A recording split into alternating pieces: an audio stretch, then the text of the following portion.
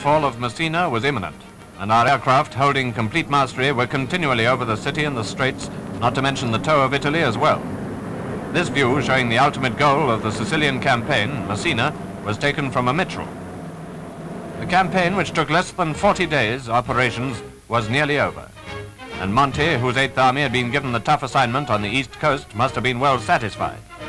A non-smoker himself, apparently he makes an everyday habit of giving away cigarettes. The later stages of the campaign found the Germans doing everything they could to hold up our advance, with mines and demolitions. But in this case, the REs quickly got round one spot of bother in the shape of a destroyed bridge. Their own alternative bridge was rapidly constructed, and traffic at once moved forward again. One of the comparatively new 5.5-inch guns can be seen crossing.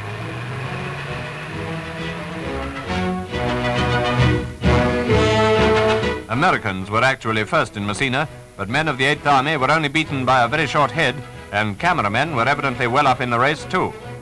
They found a bunch of civilians huddled near the entrance to the now famous tunnel shelter, waiting for the next air raid.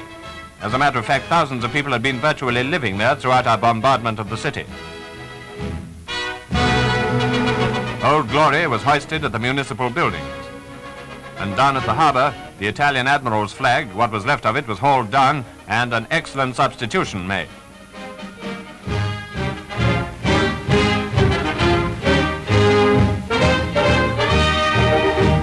To all intents and purposes, Messina was a dead town after the great damage done to it.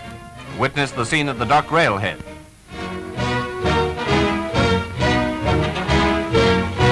And the Sicilian ferry terminus.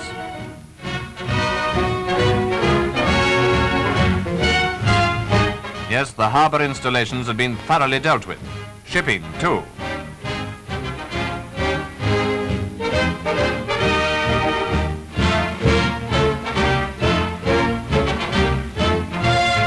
This is one of the German evacuation beaches. Goebbels would no doubt call it a victory beach.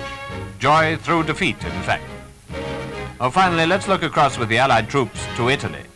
Only 2 miles away across the straits lies San Giovanni. That's part of the mainland of Europe, part of Hitler's fortress of Europe. The Germans' so-called Dunkirk was made across only 2 or 3 miles of sea. By the same token, that's all that separates our forces in Sicily from Axis mainland. A point worth noting by the Axis.